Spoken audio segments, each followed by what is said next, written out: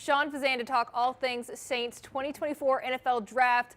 Sean, when all is said and done, the Saints drafted 7 players. Just give us your overall thoughts on this draft class. I thought it was okay. I thought it was pretty good given the way the board lined up for them. They were able to get, in my opinion, a very good player in Taliesin Fuaga, an intriguing player.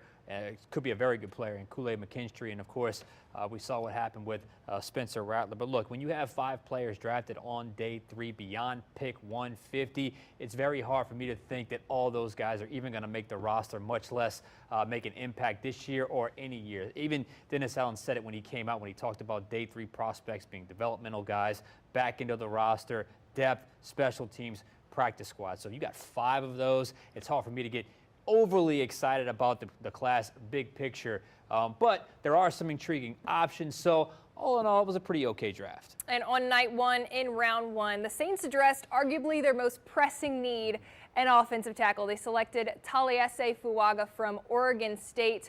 Is he a guy, because this is always the question with a first-round pick, is he a guy that can be an immediate impact guy start his rookie season? Better be. He better be. Look, I think that's the hope, that's the expectation, that's the realization. Look, I went back and rewatched film on Fuaga, and I got to say, I probably didn't give him the credit he deserved going into this, because when I rewatched that stuff, I really came away impressed with this combination of elite athleticism getting to the second level, but also mixing in that kind of ruggedness that you would see from a physical mauling type player. Usually it's one or the other. Well, he was both, and I really felt like it was a very good pick, a high quality pick, a value pick. And when you look at the Saints depth chart right now at the offensive line, who are you going to pencil in at right tackle or left tackle or even left guard? So I think Fuaga, yeah, I think that's the plan, that's the expectation, and that's why when he was available to them at 14, it made sense for the Saints to go ahead and draft that player, because I think, look, he is going to be, or he needs to be, an instant impact player. And look, if he becomes that, that makes this class a success.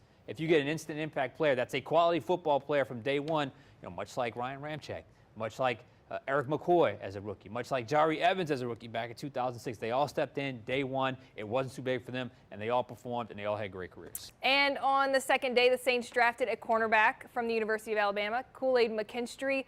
On the third day, bit of a surprise in the 5th round, the Saints drafted a quarterback. It is a crowded quarterback room. Are you surprised that they drafted Spencer Rattler? Yeah, a little bit, but this was clearly a case of, oh my God, this guy is graded up here. We're all the way down here, and he's still available. Dennis Allen even said he was staring us in the face. He kept staring at us and staring at us. The fact that you were able to get this guy at 150. I want to go through some of the grades from the prospects of just the publications where they had Spencer Rattler graded as a prospect, not a quarterback, as a prospect. Fox had him at 83. Pro Football Focus had him at 77. Daniel Jeremiah of NFL.com had him at 89. And then CBS had him at 80.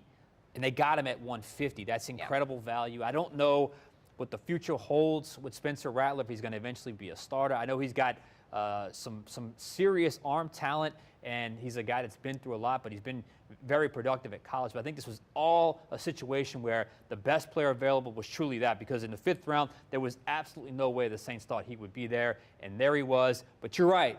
It's a crowded quarterback room, so there's going to be some cuts very soon. There is no way they're going to take 5 quarterbacks plus Taysom Hill to training camp. It's going to get chopped down by 2 or maybe even 3 players out of that room, just because there's not enough reps to go around to give these guys a fair chance to compete. Speaking of competition, Jake Haener, Spencer Rattler, that might be the competition of camp going forward. That'll be exciting to see. There's a lot of depth in that quarterback room for sure, but obviously no team really fills all of their needs during the draft. So what areas do they still need to address? Yeah, they didn't, in my opinion.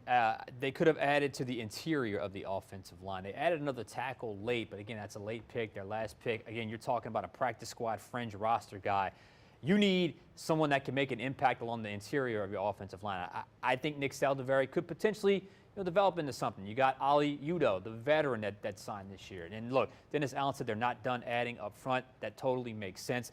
I was also a little disappointed that they weren't able to get into that 3rd and 4th round hole. I mean, you saw him move up in the 2nd round to get McKinstry, and that was fine. But I thought, and obviously I think he's going to be a really good player, but that 3rd and 4th round hole would have been a perfect spot to add some quality football players to your roster, or a quality football player to your roster. But so many guys that went off in that hole that I thought were Man, that would be nice to get a guy like that in black and gold. They weren't able to either trade back to get those picks early in the draft or trade up from those, multiple fifth-round picks that they had to go up into the fourth round. It wasn't meant to be. So that was a little disappointing to me. But overall, I have to say they filled a few needs and also were able to get a few of the best player available type players as well. So overall, if you had to give this draft class a grade right now, I know Mickey Loomis mentioned that it's hard to give a draft class a grade right after the draft. It takes a couple years to know really what you got. But what would you give this class right now? I'm going to go B-.